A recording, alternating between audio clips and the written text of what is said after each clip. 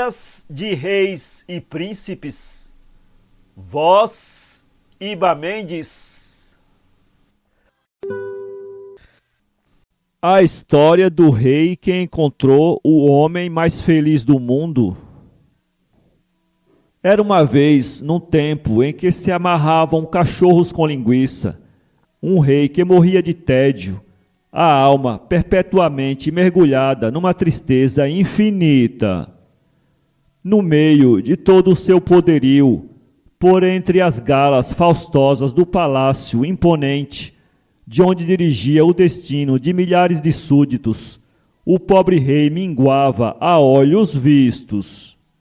Chamado de Tarabei, daquele tempo, o mago, fazendo alguns sinais cabalísticos para uma estrela, esta lhe inspirou o seguinte remédio decisivo para a enfermidade de alma do infeliz soberano.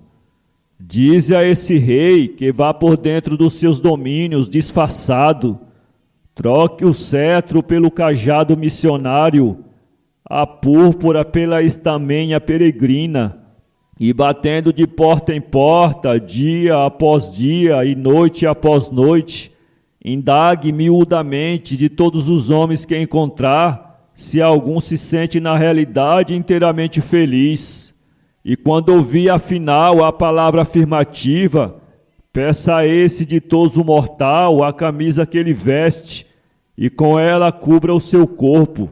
Será um talismã de felicidade. Transmitiu o mago ao rei Tristônio a inspiração estelar.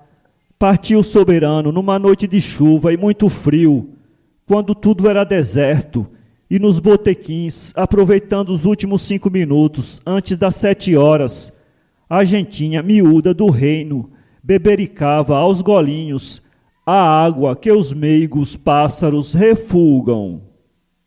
Longo tempo andou o rei nessa jornada em busca da felicidade, mas esta não habitava nem nas casas ricas, nem nas choupanas.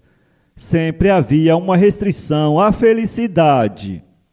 Já desanimado, um ano se passara, teve uma noite de abrigar-se num recôncavo de pedra, e quando lá dentro se encontrou, viu que não estava só, uma sombra se movia.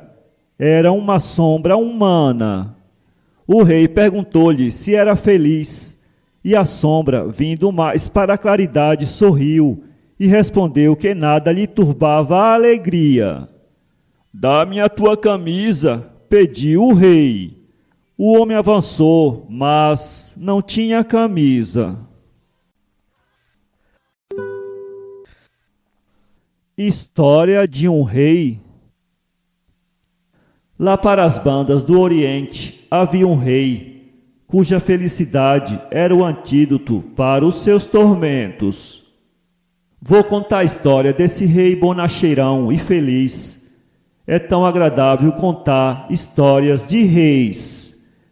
Esse rei, de nome ignoto, nasceu de uma família seráfica, num dos régios palácios do famoso Oriente, em plena majestade, na glória efêmera dos faustosos monarcas. Como príncipe de sangue azul, passava as manhãs em passeio alegre pelas alamedas do seu jardim, que ocultava a deliciosa vivenda. Às tardes o encontravam à beira do lago, plantado no coração do jardim, mirando os peixinhos dourados.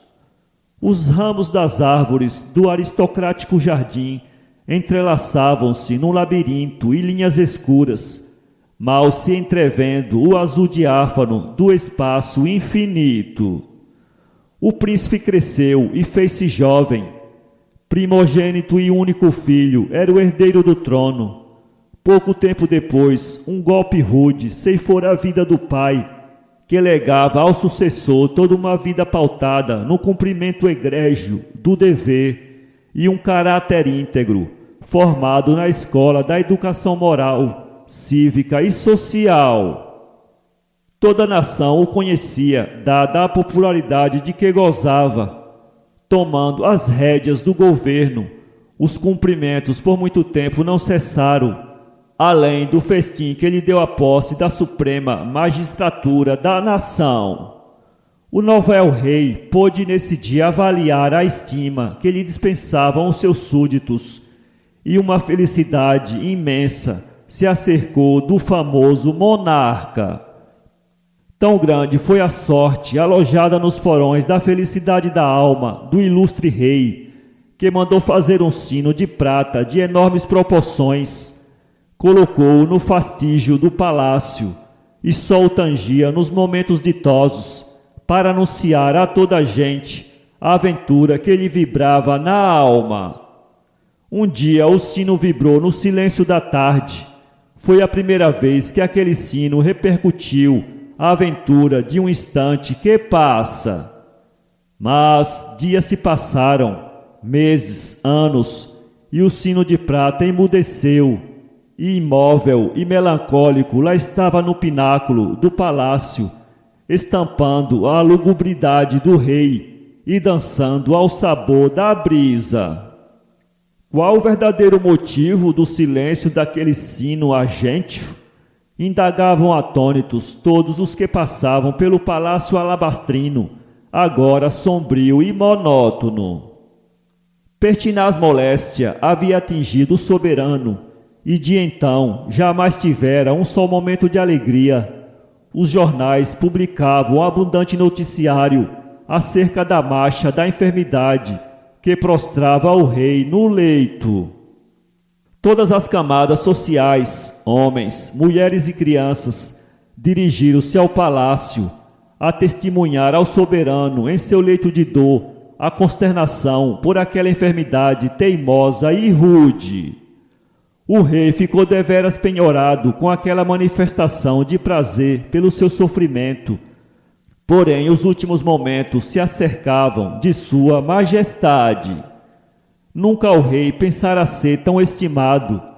Já moribundo, teve ainda um momento de lucidez e, sentindo um raio de felicidade invadir-lhe a alma, ordenou que tangessem aquele sino argênteo dos dias ditosos. E o sino retumbou ainda uma vez pelas cidades e charnecas do rei, que, como um estoico, exalava o último suspiro. Partiu feliz para a eternidade. O hóspede do rei. Era uma vez um homem muito rico. Era, porém, muito ruim. Maltratava os pobres que viviam nas suas terras. Pagava muito mal aos empregados e não os deixava descansar um momento. Aconteceu que veio uma grande fome naquele lugar e todos os pobres dirigiram-se ao castelo e pediram-lhe pão, porque não tinham nada para comer. Mas o rico não lhes deu nada. O rei soube disto e resolveu dar-lhe uma boa lição. Convidou-o, pois, para um banquete em seu palácio. O rico, quando soube disto, quase estourou de tanta alegria e orgulho. Mandou logo que atrelassem cavalos à mais luxuosa de suas carruagens, vestiu-se com os mais ricos vestidos e, acompanhado de muitos criados, foi ao palácio do rei. Este conduziu-o logo à sala de banquetes. A mesa estava coberta de flores e frutos deliciosos. Os criados trouxeram ao rei um prato de sopa, e quando o rei já estava acabando de tomá-la, trouxeram também um ao rico. Mas, entre mentes, o rei já estava pronto, e os criados vieram e tiraram o prato de ambos, ficando o rico sem provar da sopa. Veio depois outro prato, e os criados agiram do mesmo modo. Quando o rei estava quase acabando com o conteúdo do prato, trouxeram um igual ao rico, mas logo tiraram o prato de ambos, porque o rei já havia terminado. E novamente ficou rico sem comer nada. E assim fizeram muitas outras vezes. A fome estava apertando e o banquete estava custando a acabar. Quando enfim terminou, o rei conduziu o seu hóspede à sala de audiências, deu-lhe as boas noites e mostrou-lhe o caminho de casa. O coitado voltou quanto antes para casa, quase morto de fome, e nunca mais se esqueceu da lição que tinha recebido. Desde então, mostrou-se mais compassivo para com os pobres e famintos, porque também havia experimentado o que é ter fome. O Palácio Encantado, de Emílio Gonçalves. Era uma vez um palácio onde ninguém queria viver, porque as almas do outro mundo corriam às casas e devoravam seus moradores. Até se contava que uma mulherzinha, sem eira nem beira, que lá fora ficar, fora transformada numa cadela, era a cachorra do palácio, pelas bruxas que o habitavam. Como ninguém queria viver naquela malfadada casa, o dono mandou abrir as portas e deu-as aos viandantes, para ali descansarem, quando de longe fossem para os seus negócios. Até que uma vez certo viandante teve de passar ali a noite sem saber de coisa alguma. Altas horas da noite, quando dormia, ouviu do lado da chaminé uma voz: "Eu caio!" Ele então encheu-se de medo, tornou a agarrar na sua trouxa e fugiu. Veio outro viandante e altas horas ouviu: "Eu caio!" Como este era mais temerário, disse: "Pois caia." Palavras não eram ditas quando lhe caíam aos pés um braço de um homem. Não quis saber de mais nada. Agarrou na trouxa e deitou também a correr. Veio o terceiro e, como era ainda mais ousado que o outro, não fez caso das palavras misteriosas. "Eu caio." E ele tranquilo: "Eu caio." E ele dizia lá consigo: "Tanto has de falar que te has de calar." "Eu caio." "Pois sim, rala-te." E como vinha muito cansado, deitou-se numa rica cama, pois o palácio estava luxuosamente mobiliado, e adormeceu. Vai senão quando sentiu uma mordedura num dedo do pé. "Ai!" E atirou com uma bota a um grande lagarto que se meteu num buraco do soalho. E a voz: "Eu caio." E ele tranquilo. Mas nisto outra mordedura. Era uma cobra que deitava lume pelos olhos. Ele tomou-se de tal pavor que fugiu e ainda agora corre. O dono do palácio, já muito intrigado com tanto mistério, mandou então um pregoeiro espalhar que daria um prêmio àquele que fosse capaz de dormir lá sem medo. Os viandantes apareceram, mas todos fugiram horrorizados com as misteriosas palavras da chaminé. Estavam para deitar fogo ao palácio, quando um viajeiro declarou que iria dormir para tal casa. Logo lhe ensinaram o caminho e ele foi lá ficar. Assim que lá chegou, foi à chaminé, acendeu o lume, sentou-se e pôs-se a passar um bom bocado de presunto que encontrara na despensa, pois o palácio estava provido de tudo que era bom. Altas horas ouviu: "Eu caio." A princípio não fez caso, mas quando ia comer o presunto, uma lagartixa caiu em cima do petisco. "Eu caio." E ele tranquilo: "Eu caio." "Pois caia." Palavras não eram ditas, caiu o braço de um homem. O viajeiro não fez caso. "Eu caio." "Pode cair." E caiu uma perna. Pouco a pouco formou-se um homem. Este homem, feito de bocados, não tinha nada de formoso e tinha um tom ameaçador. As duas por três começaram as bofetadas um ao outro, com quantas ganas tinham. Lutaram por muito tempo, até que o homem misterioso disse: "Vejo que és valente e que mereces ser feliz." O viajeiro seguiu, e chegados que foram ao jardim, o homem foi buscar uma enxada.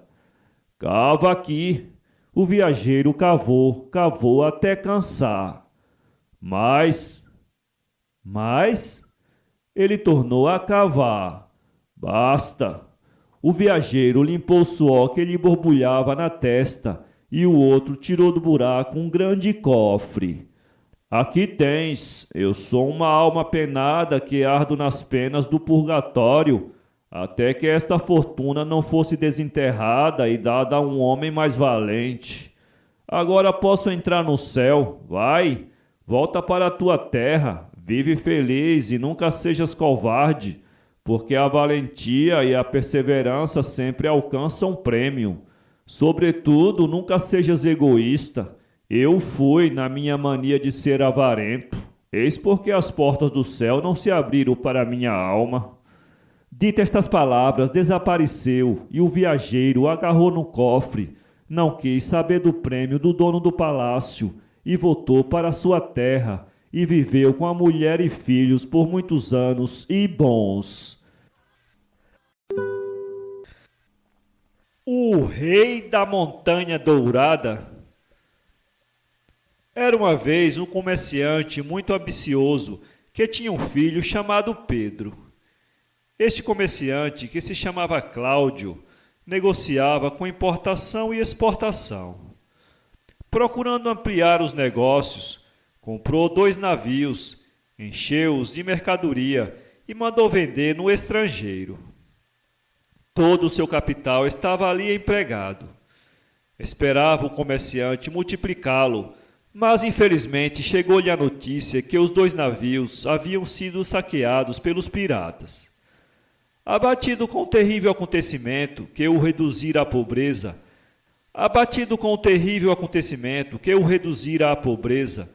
Cláudio saiu para andar à toa, sem destino.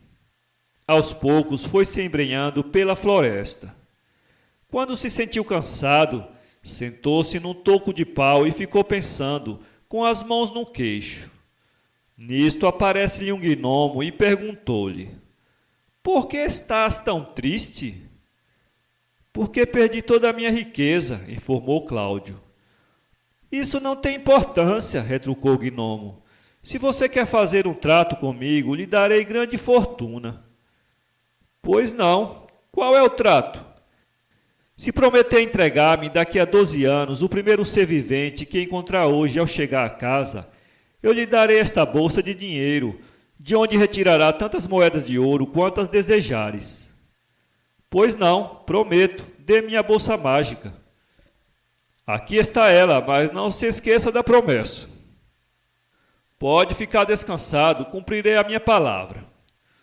Os 2 se despediram e o comerciante foi andando, contente, a caminho de casa. Estava ele certo de que o primeiro ser vivente que encontraria ao chegar a casa seria seu cachorrinho. Estava ele certo de que o primeiro ser vivente que encontraria ao chegar a casa seria o seu cachorrinho Totó, pois assim acontecia todos os dias. Infelizmente, daquela vez, quem o veio encontrar foi o seu filho Pedro. O comerciante ficou muito triste, mas não disse nada a ninguém. Em breve, empolgado pela fortuna que agora possuía, procurou esquecer-se da promessa que fizera ao gnomo. Aplicou bem o seu dinheiro, educando o filho da melhor maneira possível.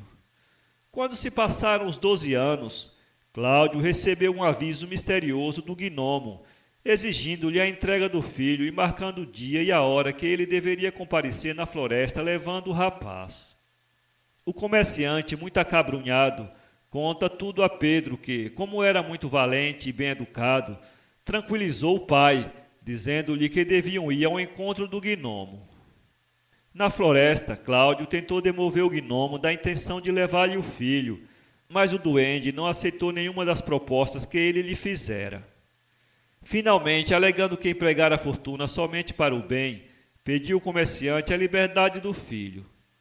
A muito custo, o gnomo concordou e, levando o moço até a margem de um rio, deu-lhe uma canoa. Pedro, remando sozinho, subiu-se pelo rio afora, enquanto seu pai e o gnomo ficaram na margem, dando-lhe adeus.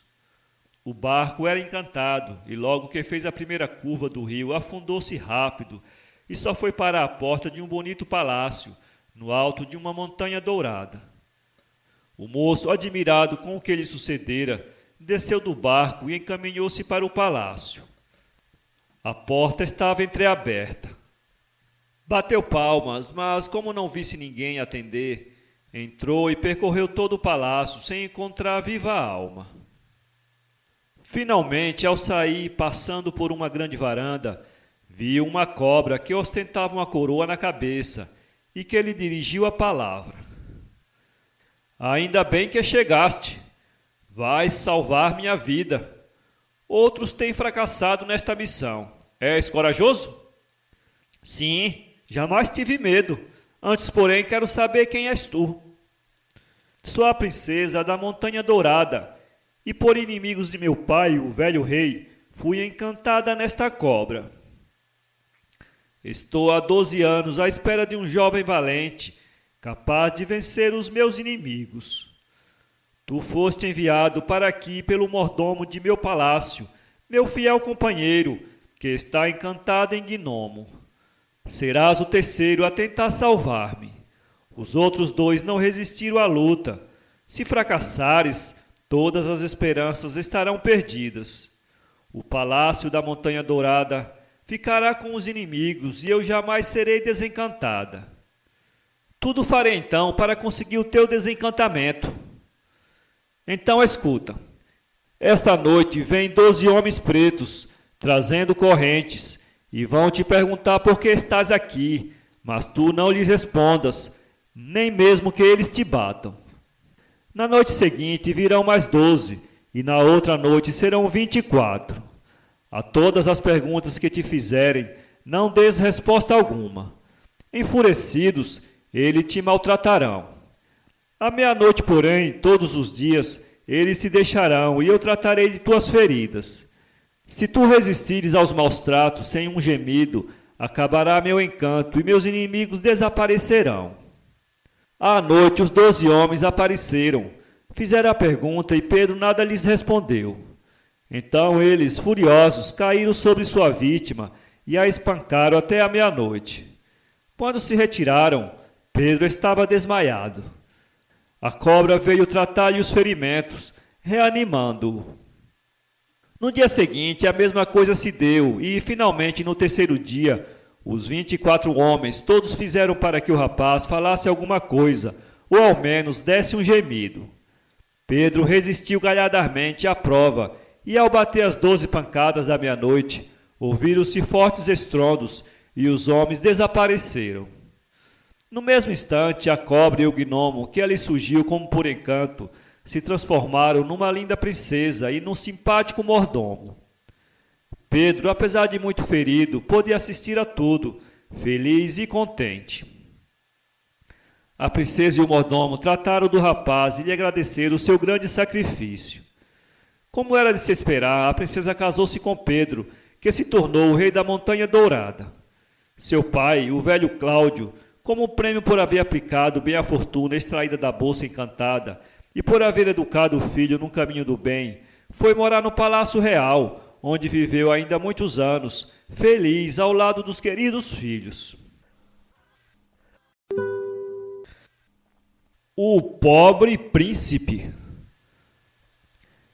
Era uma vez um príncipe que tinha vontade de se casar.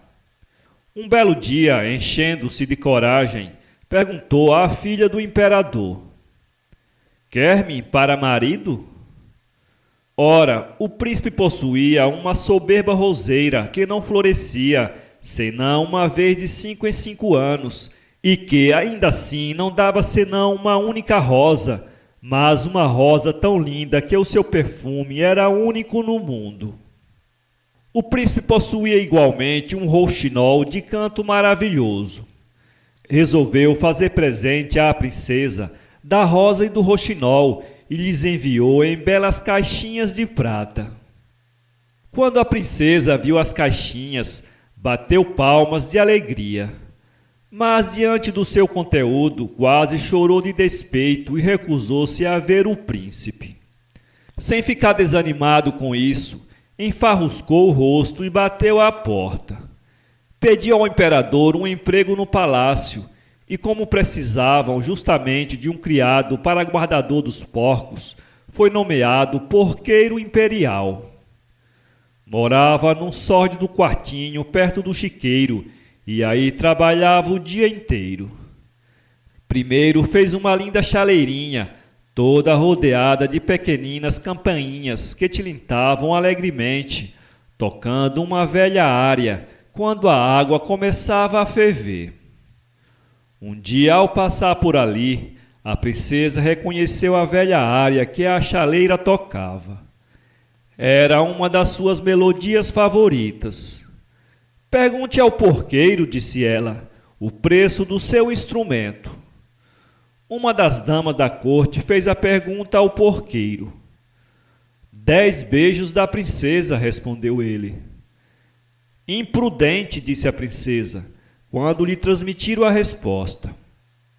Mas o melodioso tilintar das campainhas fê-la deter-se. Pergunte-lhe se 10 beijos das minhas companheiras lhe bastam. Não, obrigado, respondeu o porqueiro. 10 beijos da princesa, ou eu fico com a minha chaleira. Então, disse a princesa, fiquem todas em volta de mim para que ninguém nos veja. Assim o porqueiro ganha 10 beijos e a princesa a chaleira. Entretanto, o porqueiro, ou o príncipe, como quiserem, fabricava uma matraca que, quando era agitada, tocava as mais arrebatadoras valsas. É maravilhoso, disse a princesa admirada, quando um dia tornou a passar por ali. Pergunte-lhe o preço do seu instrumento. 100 beijos da princesa, respondeu dessa vez o porqueiro. Está louco, exclamou a princesa. Mas, refletindo, todavia é preciso animar as artes. Digam-lhe que terá 10 beijos meus e o resto de vocês. Mas o porqueiro não concordou. 100 beijos da princesa, repetiu. Então ponham-se todas em volta de mim. E todas as damas rodearam a princesa. Nesse momento passava por ali o imperador. Que é que significa esta afluência diante do chiqueiro? As damas estavam tão entretidas em contar os beijos que não viram o imperador aproximar-se. Que é isso? Exclamou ele quando viu o que se passava. E com a babucha bateu na filha, precisamente no momento em que o porqueiro a beijava pela 96ª vez. Fora daqui! Bradou o imperador que, colérico, expulsou da cidade o porqueiro e a princesa. Ai, disse esta, se ao menos eu tivesse desposado o belo príncipe, como sou desgraçada. Então o porqueiro, ocultando-se por trás de uma árvore, limpou o rosto e vestiu o seu traje da corte. Respirava tanta nobreza que a princesa ficou boquiaberta quando ele reapareceu. Estás satisfeita, disse ele então.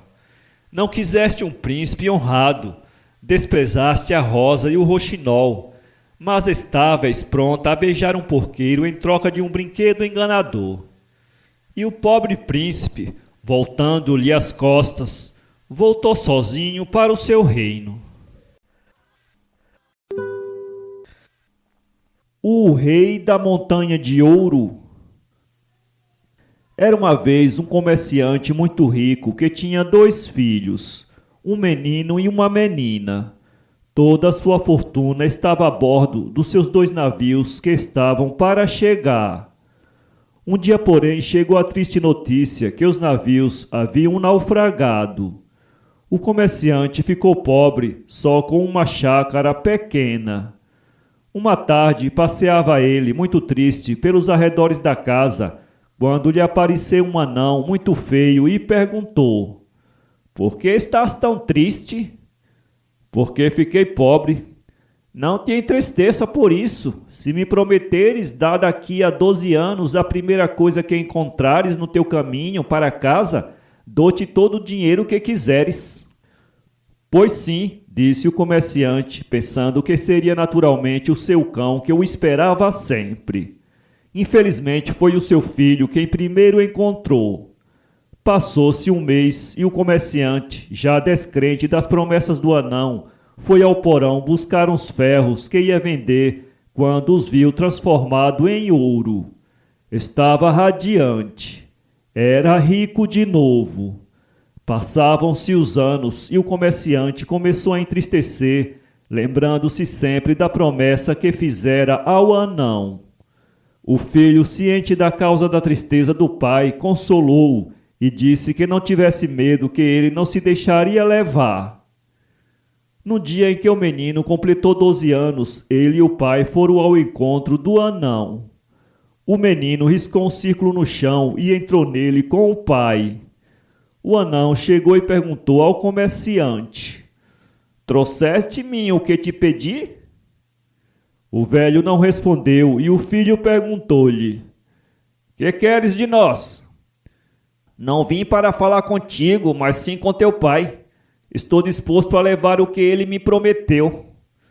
Discutiram bastante e ficou combinado que o pai poria o filho sozinho no barco que havia no lago próximo. O pai ficou muito pesaroso, certo de que o filho ia morrer, mas o barco foi ter a um lindo palácio que parecia não ser habitado por ser encantado. O moço saiu do barco, percorreu todo o castelo e só encontrou lá uma cobra branca. Era uma princesa encantada que ficou muito contente ao ver o moço e lhe disse: "Ainda bem que chegaste, vais me salvar a vida. Estou à tua espera há 12 anos e agora tens que fazer tudo o que eu disser. Esta noite vêm 12 homens negros com umas correntes e te perguntarão como estás aqui. Não lhes responda nem mesmo que te batam. Na noite seguinte virão mais 12 e na terceira mais 24 que te cortarão a cabeça. Mas à meia-noite o poder deles se acaba e eu estarei livre. Virei aqui, livrar-te-ei com a água da vida e tornarás a viver." Tudo aconteceu como a cobra disse, e na terceira noite ela se transformou numa linda princesa, que se casou com o filho do comerciante, e este ficou sendo o rei da Montanha de Ouro. Viviam muito felizes e tinham já um filhinho, quando o rei da Montanha de Ouro se lembrou dos seus velhos pais e quis visitá-los. Mas a rainha pediu-lhe que não fosse, pois coisa terrível aconteceria. O rei insistiu. Ela lhe deu então um anel dizendo: "Toma este anel que garante a satisfação de tudo o que quiseres, mas nunca peças a minha presença em casa do teu pai." O rei pôs o anel no dedo e desejou ir à casa de seus pais. Imediatamente viu-se lá. O comerciante não acreditou que fosse ele seu filho e, para provar, mostrou ao rei da Montanha de Ouro um sinal que tinha no braço. Mesmo assim, duvidaram. O rei da Montanha de Ouro zangou-se e pediu a presença da mulher para mais uma prova. Ela apareceu, mas jurou vingar-se do marido por ter faltado à sua palavra. Um dia roubou-lhe o anel e foi com o filho para o seu reino. O rei, notando-lhe a falta, saiu para ir ao seu reino também. No caminho encontrou 3 gigantes que brigavam por causa de uma herança. Chamaram-no para dividi-la. Era um casaco, uma espada e um par de botas, cada qual com uma virtude mágica. "Vou experimentá-los", disse-lhes o rei. Vestiu o casaco e desejou ser mosca. Transformou-se em mosca imediatamente. A espada, que tinha o poder de cortar muitas cabeças de uma só vez, só pelo desejo do seu possuidor, experimentou a ele em árvores e, por fim, calçou as botas, desejando ir à Montanha de Ouro.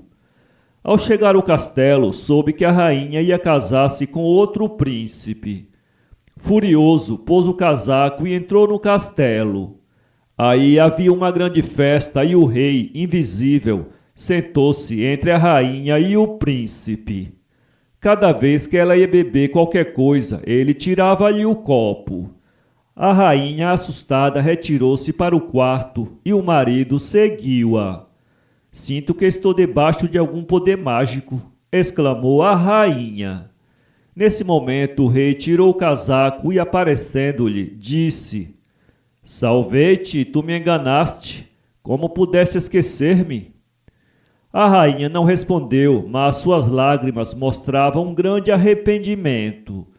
De fato, voltou ao salão e despediu os convidados, comunicando-lhes que já não se casava e que o rei verdadeiro estava ali presente.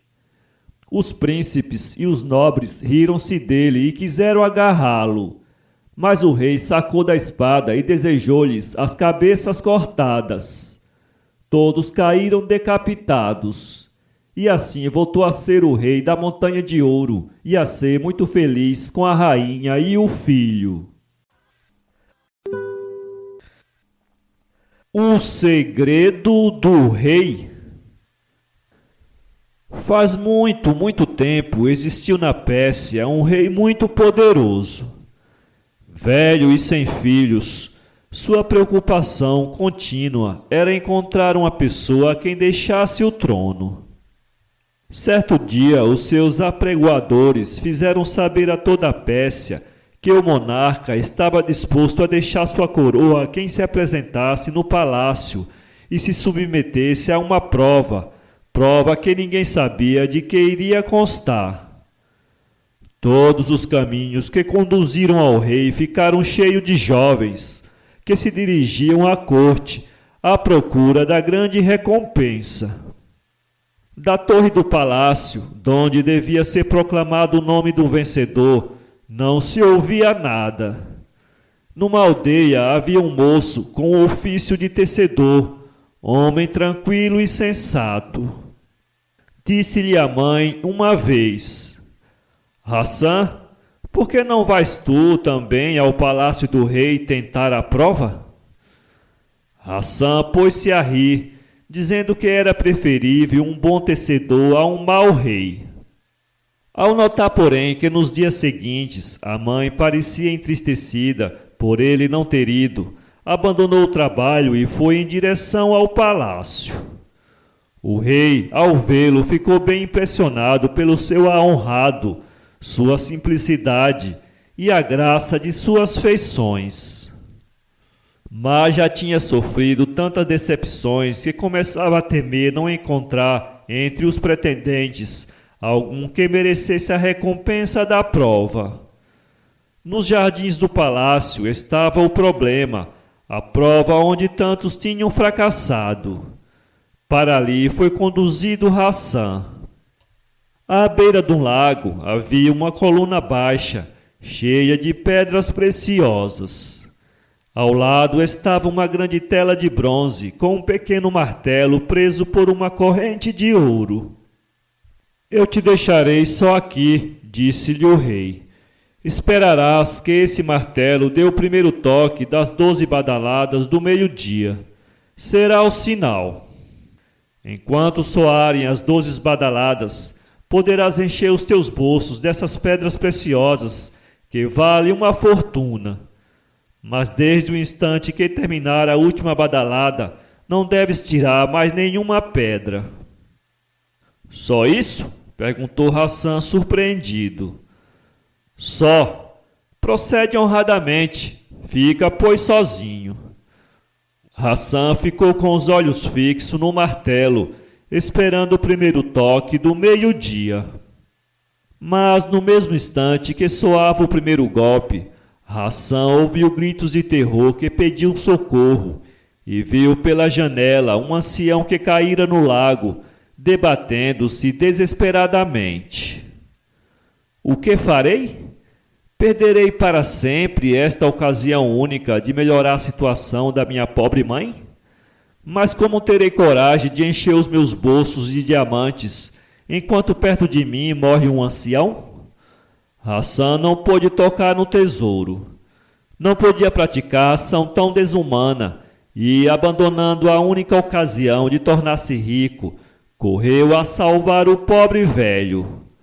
Não demorou muito e ele estava salvo de uma morte segura. Imediatamente ouviu-se um grande clamor. Ressoaram todas as trombetas e o palácio cobriu-se de estandartes. Logo depois apareceu o rei com o seu séquito. Venha aos meus braços, filho meu, disse o rei a Hassã, e recebe a coisa que mereceste. Saíste vencedor na grande prova. O velho que salvaste é um dos meus mais fiéis servidores e conhecia em parte o meu segredo. Cada vez que eu experimentava um pretendente, o ancião fingia afogar-se no lago para conhecermos melhor os sentimentos de cada um. Houve 2 honrados que não tocaram nas pérolas sem ouvir o sinal, e serão os teus ministros. Somente tu, porém, renunciaste à fortuna para salvar a vida de um semelhante. Ponho em tuas mãos o destino do meu povo. E logo que Hassã prostrou-se diante do rei, este fê-lo levantar-se e convidou-o a sentar-se à sua direita, enquanto seus súditos foram buscar a mãe do jovem. O rei quis que a mulher que criara um filho assim recebesse as honras de rainha. O rei que chegou do mar. Uma vez, faz muito tempo já, a Dinamarca ficou sem rei. Os nobres começaram a dominar, sempre em guerra uns com os outros, vivendo da rapina e aliando-se com os bandidos. Em breve tempo, o país ficou reduzido a um estado de extrema miséria e a sua população levava uma vida de inconcebível sofrimento. Um dia, os habitantes de uma pequena povoação, situada na costa marítima, viram aproximar-se pelo mar uma embarcação magnífica. Desde longe se via um dragão esculpido na proa, as velas escarlates enfunadas pelo vento. Pouco depois a embarcação fundeou. De todas as casas acudiram em massa para a praia os pescadores, abandonando seus barcos e suas redes, para ver quem era que chegava. Jamais eles haviam visto uma nau tão grande e tão rica. Mas por uma circunstância que ninguém compreendeu, nenhum marinheiro foi visto na embarcação desconhecida. As velas se enrolaram por si mesma, e a noite desceu sem que fosse levantado o véu que envolvia o mistério. Na manhã seguinte, chegaram de todas as partes os camponeses dos arredores, e uns e outros perguntavam, aflitos e angustiados: de onde vem este barco dentro do qual se acham escondidos, sem dúvida, numerosos inimigos armados? Jamais chega do mar alguma coisa de bom. As naus estrangeiras são sempre sinal de saque e de devastação, de fogo e de morte. E lamentando-se incessantemente, eles se mantiveram na praia 2 dias e 2 noites, vigiando o perigo. No 3º dia, viu-se aparecer em uma nuvem de pó, vinda do norte, uma fila de guerreiros montados em cavalos briosos. Os capacetes de aço brilhavam ao sol, as capas multicores ondeavam ao vento, os escudos de bronze e as espadas ressoavam ao galope dos corcéis. Eles vieram até a praia e perguntaram: de onde vem um barco tão rico? Por que não desce ninguém de bordo? Depois puseram-se a gritar: inimigos! Tendes medo de nós? Que esperais para enfrentar os homens da Dinamarca? Estamos prontos para a batalha. Se vossas armas são de ouro, as nossas são de ferro. Mas nenhum rosto se mostrou, nenhuma voz respondeu. Os guerreiros, cada vez mais excitados, depois dos dardos, das injúrias e dos sarcasmos, puseram-se a atirar uma chuva de setas sobre o costado da neve. Ato contínuo, brandindo ameaçantes, escudos subiram a bordo, com gritos selvagens de guerra. E foi isto que viram. Perto do mastro maior, à sombra de um pálio dourado, estendido sobre uma almofada de seda, com a cabeça descansando sobre um amarrado de espigas de trigo, encontrava-se um menino. Ao redor dele jazia espalhado um enorme arsenal de armas cinzeladas e adornadas de pedras preciosas, capacetes de metal reluzente, escudos de bronze com placas de ouro e prata, couraças com malhas de aço, cornetas de marfim adornadas com pedras preciosas e cinturões, pulseiras, taças, jarrões, pratos, instrumentos musicais, pentes, pedestais, túnicas, capas, etc. Os assaltantes detiveram-se completamente estupefatos e compreenderam que os deuses propícios haviam enviado aquela nau com sinal de paz, com presságio de prosperidade e de glória. Então levantaram o menino delicadamente com as mãos rudes, que agora tremiam, levaram-no em triunfo para a capital e o proclamaram rei da Dinamarca, chamando-o Skjold, isto é, escudo, para que tal nome significasse que ele era a defesa do país. Skjold cresceu e foi um jovem forte e vitorioso, justo na paz, vigoroso e invencível na guerra. Ele governou sabiamente, dando à Dinamarca bem-estar e felicidade. Quando ele chegou à velhice e se sentiu perto da morte, Skjold chamou seus fiéis guerreiros e disse-lhes: Amigos, apenas meus olhos se tenham fechado, tomai meu corpo e levai-o à nave que me trouxe para esta terra, e que desde ano repousa em uma enseada tranquila da costa. Depois levantai as velas escarlates e confiai-as aos ventos. Ir-me-ei como vim, depois de haver cumprido a minha missão e haver transformado um país pobre e miserável em uma nação rica, próspera e unida. Skjold morreu algum tempo após. Seus fiéis súditos puseram-lhe sobre a cabeça a coroa cheia de pedras preciosas, vestiram-no com as roupas mais esplêndidas, perfumaram-lhe os cabelos, cingiram-lhe a cinta, a espada invicta. Depois, diante da multidão que chorava, levaram-no até o mar e o depositaram no tombadilho da nave misteriosa.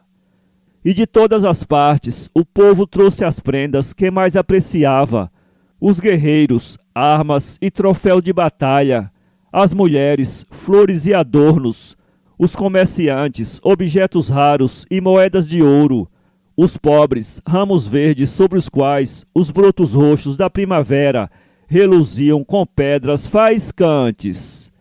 A cabeça do velho rei desapareceu sob uma ruma odorante das mais raras flores, repousando em cima de um feixe de espigas de trigo.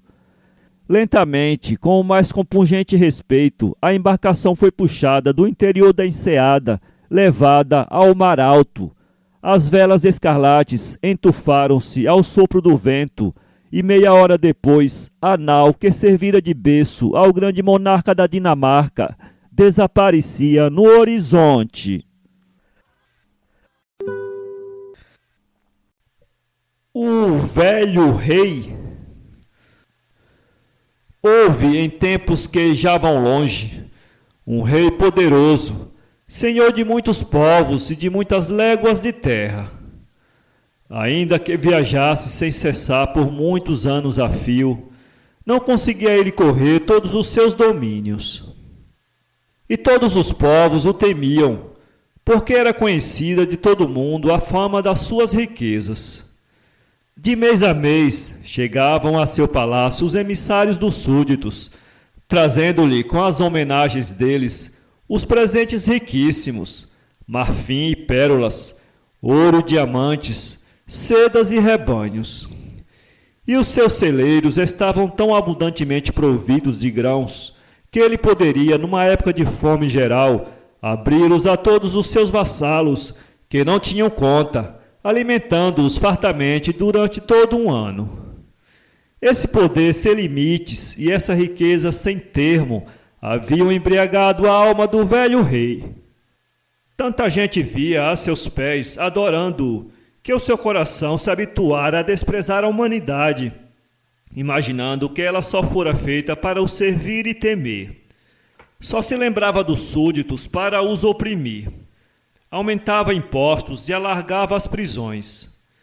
E a sua mão direita, que tanta gente podia fazer feliz, distribuindo esmolas e bênçãos, somente servia para assinar sentenças de morte. Condenava a pena última 100 homens, sem ler ao menos os seus nomes. E se os lias, esquecia-os dali a um minuto, para só pensar na febre de festas e de loucuras, em que empregava as noites e dias, e em que perdia a saúde e a alma. E sucediam-se as festas. Do escurecer ao alvorecer, o seu palácio, imenso como uma cidade, suntuoso como um templo, resplandecente de luzes como um céu estrelado, ecoava o barulho das danças, da música e do tinir dos copos. Um dia, no esplêndido terraço em que costumava dormir a sesta, o velho rei tinha diante de si uma lista de acusados. Não sabia nem queria saber quem eram, se eram inocentes ou criminosos, se tinham cometido alguma falta ou se eram apenas homens ricos, cuja fortuna os seus ministros cobiçavam. E preparava-se para, com indiferença, assinar a lista, quando se deteve a olhar um momento o filho mais moço que brincava junto dele. Era um príncipezinho louro e branco, de olhos azuis e inocentes como os de um anjo. Ajoelhado sobre um mosaico precioso que ladrilhava o terraço, estava inclinado para um aquário e divertia-se vendo dentro dele os peixes dourados que nadavam. O velho rei, com um sorriso que lhe iluminava as barbas, ficou mirando com amor a criança, tão bela e tão casta, filha do seu sangue e da sua alma. E tinha esquecido na mão a pena fatal, de cujo bico pendia a vida de tantos homens. De repente, o príncipezinho teve uma exclamação aflita. O rei viu-o curvar-se sobre o aquário e meter na água as mãozinhas ansiosas. E a criança veio para ele, segurando com as pontas dos dedos alguma coisa que se não via, de tão pequena que era. Olha, pai, salvei-a. E afogasse, salvei-a. O velho rei curvou-se para ver o que o filho trazia na mão. Era uma mosca feia, negra, pequenina, miserável, nojenta. Tinha as asas molhadas e não podia voar. O príncipezinho colocou-a na palma da mão microscópica e virou-se para o lado do sol. Daí a pouco a mosca reanimou-se e voou. A criança batia palmas. Não fiz bem, pai? Não é um crime deixar morrer uma criatura qualquer por falta de piedade, pai? Disseram-me que há homens que se matam uns aos outros, pai? Como é que se pode ter a maldade de matar um homem? E o príncipezinho fixava no velho rei os seus olhos, azuis e inocentes como os de um anjo. Nessa tarde, o velho rei não assinou nenhuma sentença de morte.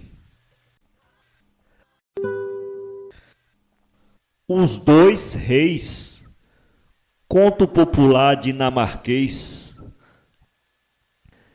Era uma vez um jovem belo e delicado, filho de um rei. Possuía bom coração e clara inteligência. Porém, era muito vaidoso por causa de sua elevada posição, inteligência e beleza. Amava demasiadamente todas as coisas belas e detestava todas as coisas feias. Basta dizer que ficava doente só em ver uma pessoa feia. E sucedeu que, um dia em que havia saído de casa acompanhado de um grupo de homens de sua corte, se deteve para almoçar e descansar num local ameno ao lado de um caminho. Enquanto ali estavam, viram chegar um velho montado num cavalo lamentável. O homem era encolhido, cheio de rugas, pescoço torcido, torto e de roupas horripilantes. O aspecto do cavalo não era muito melhor do que o do seu amo, um animal pequeno, de pelo comprido e manco. Por favor, exclamou o príncipe, façam sumir da minha vista este homem tão feio e seu cavalo também. Não posso vê-los. Os cortesãos se apressaram a enviar um mensageiro com a ordem para que o homem se afastasse imediatamente.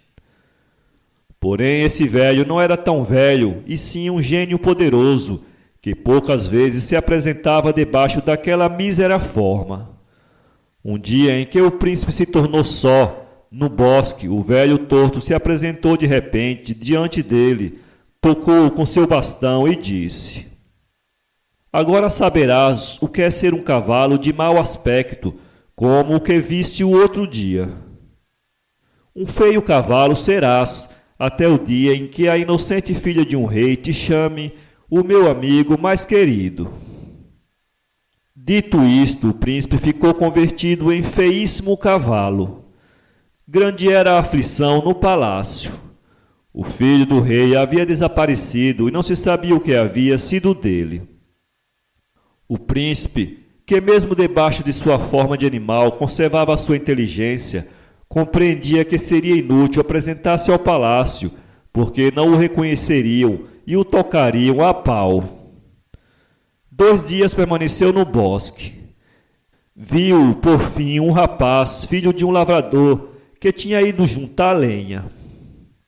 Acercou-se do animal, que pastava tranquilamente, acariciou-o e, por último, o conduziu à cabana do pai, situada fora do bosque. Aqui te trago, pai, um cavalinho que, mesmo sendo muito feio, pode substituir o que nos morreu ontem. Com efeito, é feio e fraco, disse o pai. Creio que não merecerá nem o pasto que come, porém veremos. E o cavalo foi levado ao estábulo. No dia seguinte, o lavrador atou-o ao arado. O animal não é tão mau como parecia, disse ao rapaz, que o havia encontrado. Dá-lhe bastante comida. Creio que nos será de grande proveito.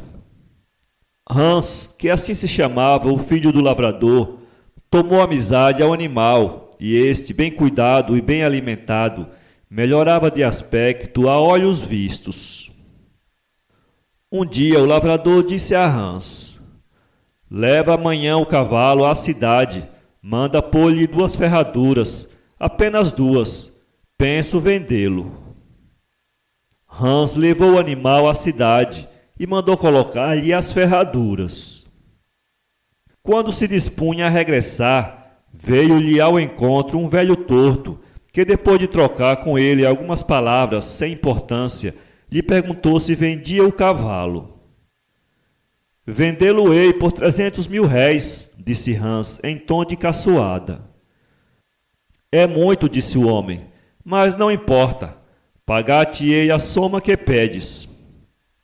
Vendo que o homem havia tomado a sério as suas palavras, Hans se apressou em dizer-lhe: Não posso vendê-lo porque não é meu, pertence a meu pai. Nesse caso, volta já à tua casa e pergunta a teu pai se quer vendê-lo. Mas Hans, que não queria separar-se de seu amigo, regressou à casa e nada disse ao pai sobre o oferecimento de 300.000 réis que lhe havia feito o desconhecido. Pouco tempo depois, quando ia realizar-se na cidade a feira de cavalos, o lavrador disse a Hans: Prepara o cavalo, eu o levarei à cidade, tenho intenção de vendê-lo. Hans suplicou ao pai que o deixasse ir à feira, mas o pai declarou que iria só.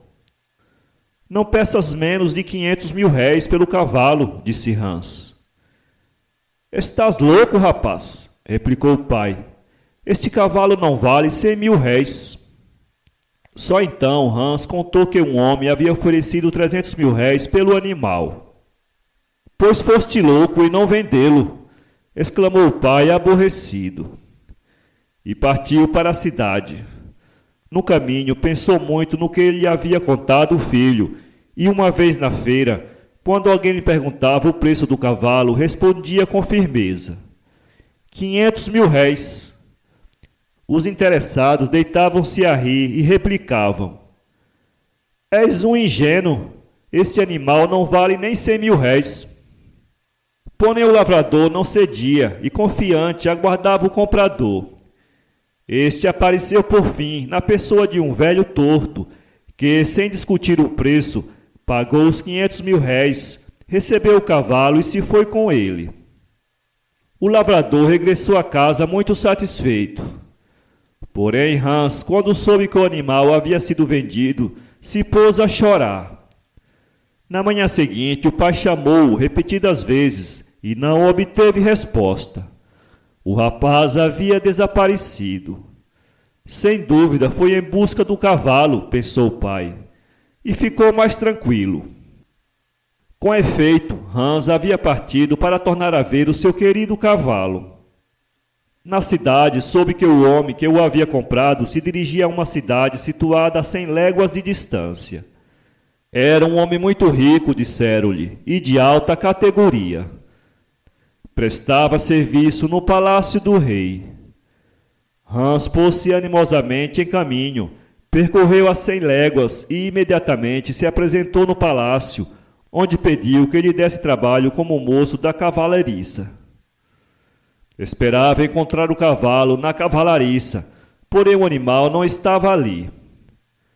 Daí a poucos dias viu no pátio do palácio um trenó e, atado ao trenó, o animal que tanto buscava.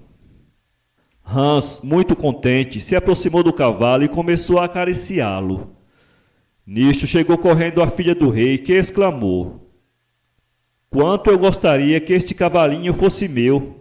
Poderia passear e cavalgar nele, não é verdade, Hans?"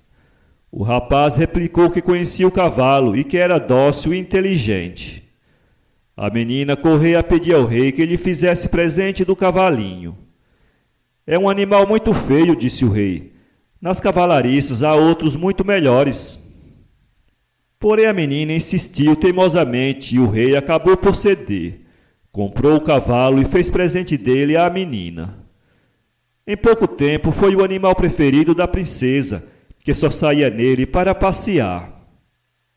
Bem cuidado, ficava cada vez mais lindo.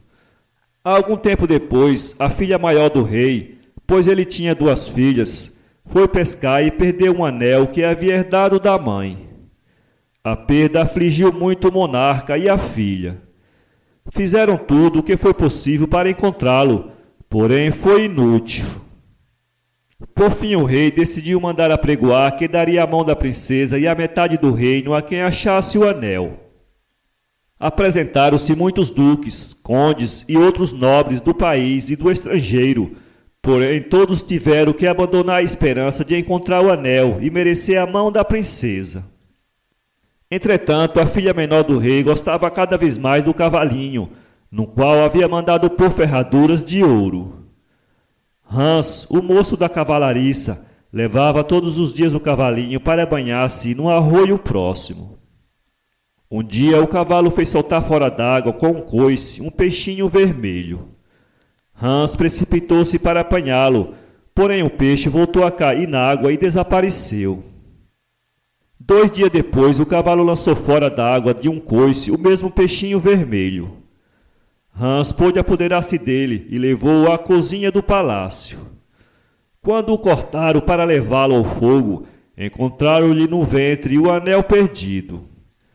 Passado o primeiro momento de alegria, o rei disse à sua filha maior: "Bem, suponho que te casará com Hans, o moço da cavalariça, pois ele trouxe o anel."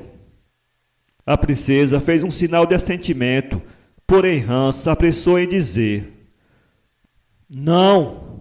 A sorte de haver encontrado o anel foi do cavalo da princesa mais nova, pois ele o tirou da água 2 vezes." Ao ouvir isto, a princesa caçula correu até o estábulo e, abraçando pelo pescoço o seu animal predileto, exclamou: "Não, não! Minha irmã pode casar-se com Hans. Não quero que te separem de mim, pois tu és o meu amigo mais querido." Apenas pronunciadas essas palavras, o animal se converteu em galhardo príncipe, que, sorrindo, narrou a jovem o que lhe havia acontecido. Juntos foram à presença do rei, e poucos dias depois, o príncipe que havia sido cavalo se casava com a filha menor do rei, e Hans com a maior. O príncipe empreendeu com sua esposa a viagem ao reino de seu pai, onde seu aparecimento provocou imenso júbilo. Com a morte do rei, seu pai, ele ficou sendo monarca. E Hans, com a morte do rei, seu sogro, chegou a ser soberano de todo o reino. O príncipe Corcunda. Era uma vez um príncipe chamado Lírio de Ouro. Era formoso e mau. O rei, seu pai, havia mandado chamar ao palácio os mais notáveis sábios do reino para que guiassem o futuro herdeiro no caminho do bem e o ensinasse a ser bom. Mas foi tudo inútil. Os cuidados e desvelos dos sábios eram em vão diante do caráter indomável do jovem, que odiava os seus semelhantes, desprezando principalmente os pobres e infelizes. Já que os sábios nada conseguem fazer, disse um dia o rei, vou mandar chamar o velho da montanha. O velho da montanha veio também ao palácio e examinou o rosto de Lírio de Ouro, e mandou chamar o rei e lhe disse: Meu rei, o príncipe de fato é mau, mas curar-se-á num dia em que, cheio de piedade, em seu pequeno e mísero coração, chorar copiosamente. O rei e a rainha olharam-se perplexos e ficaram ansiosos, à espera das lágrimas de piedade que haviam de banhar o rosto do herdeiro. Mas Lírio de Ouro, quando chorava, chorava de raiva. Certa manhã montou o príncipe em seu cavalo favorito e foi dar um passeio pelos parques e bosques que se achavam no fundo do palácio. Não demorou que visse chegar ao seu encontro uma pobre velhinha, corcunda, que lhe estendeu sua mão seca. Uma esmolinha, por amor de Deus! Vai-te, gritou o príncipe. Vai-te, ou eu te dou umas chicotadas, velha corcunda. Mas a velha insistiu. Não sejas mau, pequeno lírio de ouro. Uma moedinha só, tu que tens tantas. Se soubesses, faz 2 dias que não como nada. O príncipe não se comoveu. Vai-te, velha dos diabos, ou eu chamo os guardas para que te enxotem. E levantou a mão para bater a infeliz. Antes o não fizesse. A velhinha olhou para ele e gritou. Eu, uma velha corcunda dos diabos? Espera um pouco, seu ingrato e malvado. Espera um pouco e terás a mesma desgraça. E de repente a velha fugiu dali, rápida como um raio. Ninguém viu para onde ela foi. Lírio de Ouro, compreendendo o mal que havia feito, teve medo de prosseguir em seu passeio e voltou o cavalo para regressar ao palácio. Espera um pouco e terás a mesma desgraça, havia dito a velhinha. Essas palavras lhe martelavam continuamente os ouvidos. Mas quem é que precisava temer ele, o príncipe herdeiro? Nesse instante passou perto de uma linda lagoa. O príncipe apeou-se para admirar-se no espelho das águas, porque, quase esqueci de dizê-lo, o príncipe também era muito vaidoso. Gostava de admirar sua beleza, mas desta vez deu um pulo deste tamanho. As águas refletiam a imagem de um jovem horrível. Seu rosto tinha rugas espantosas e sobre as costas tinha uma corcunda, igual à da velhinha de quem fizera a troça. Agora, se a velhinha estivesse ali, ele teria dito: toma essas 100 moedas de ouro, mas tira-me essa corcunda horrível. Mas a velhinha misteriosa havia desaparecido como por encanto. Por mais que o príncipe a procurasse pelo bosque e pelo parque, não a encontrou. Sumira-se. Lírio de Ouro lembrou-se então dos sábios que havia no palácio do pai dele e pensou: eles me curarão sem dúvida, eles sabem tudo. Mas quando chegou às portas do palácio, os guardas não o deixaram passar e lhe perguntaram: quem é você? Que é que quer? Ué, sou o príncipe. Lírio de Ouro você? Dá-o fora e bem ligeirinho. Deixe-me passar, deixe-me passar. Mas os guardas, que primeiro tinham achado graça, perderam a paciência. Dá o fora ou você vai experimentar um chazinho de relho. Onde é que se viu tamanha insolência? Um corcunda desses dizendo que é o lírio de ouro? Mas o príncipe não se dava por vencido. Gritava, pedia, ameaçava, até que o barulho dessa gritaria chegou aos ouvidos do rei, que veio pessoalmente ver de que se tratava. Quando soube que aquele moço horrível queria passar por filho dele, riu-se, cheio de piedade, e disse: Coitado, esse corcunda deve ser louco. O príncipe chorava, gritava, debatia-se de todo jeito, mas nada adiantou. Por fim, 2 guardas o pegaram e levaram-no pela estrada fora, para bem longe do palácio, e aí o deixaram. E disseram para ele: Olha, sujeitinho, experimenta voltar e amolar o rei com essas histórias e verás o que é bom. E assim, de um dia para o outro, viu-se o príncipe só na vida, abandonado por todos, entregue à sua triste sorte. No palácio do rei, porém, também entrou a tristeza. Onde estava o príncipe? Procuraram-no por toda parte e não o acharam. Alguém se lembrou daquele corcunda que dizia ser o príncipe Lírio de Ouro. Mas não podia ser. Um moço horrível, assim de feio. A rainha começou a empalidecer mais dia a dia, com saudades do filho que desaparecera, como se a terra o houvesse tragado vivo. Lírio de Ouro começou a vagar pelo mundo, atravessando bosques e campinas, dormindo ao relento e comendo ervas e raízes. De vez em quando comia um pedacinho de pão seco, que mão caridosa lhe dava. Depois de passar por muitas humilhações e sofrimentos, encontrou-se certo dia com o diretor de um circo, que lhe ensinou a fazer algumas piruetas.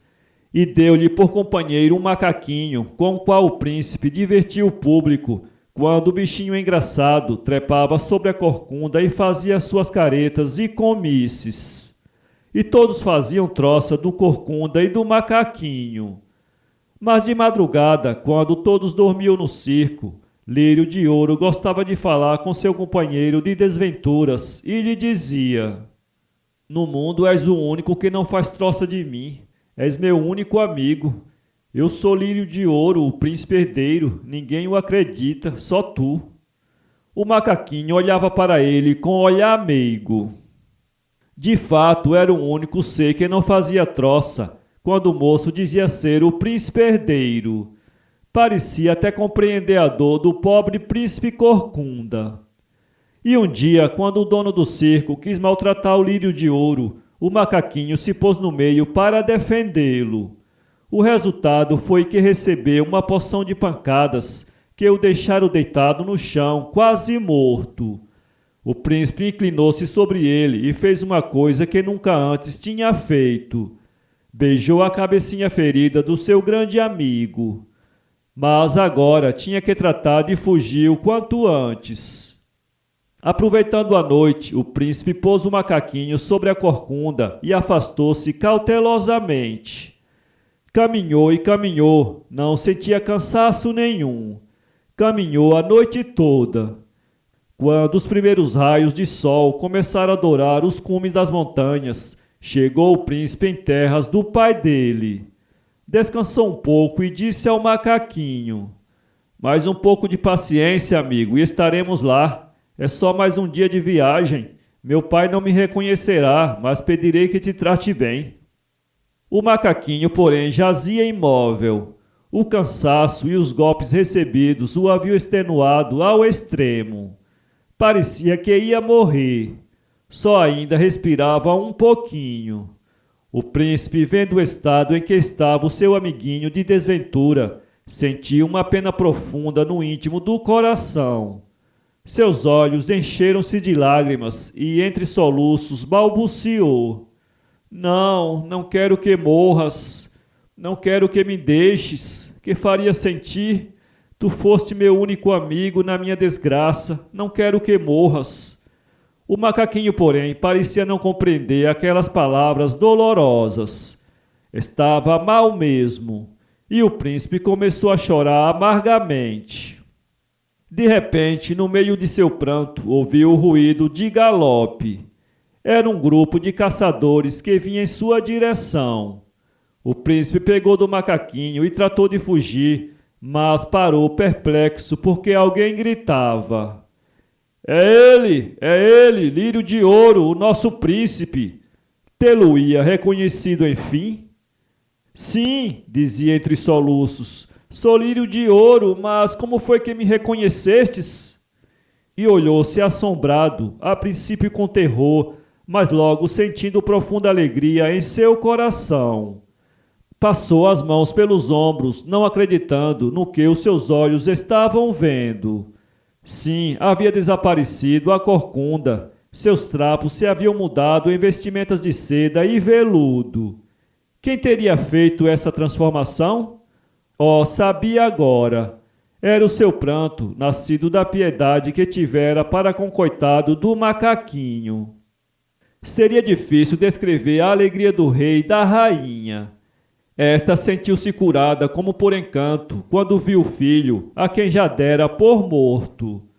Grandes festas realizaram-se em todo o reino, em regozijo pela volta do príncipe. O macaquinho, a quem prodigalizaram os melhores tratos, sarou ligeiro, e desde esse dia pôde ocupar um lugar de honra no palácio. Passado alguns anos, tendo falecido o velho rei, Lírio de Ouro subiu ao trono. E, segundo dizem as antigas lendas, donde tirei essa história, o príncipe superou a seu pai em bondade e inteligência. Para ler esse livro, acesse www.poeteiro.com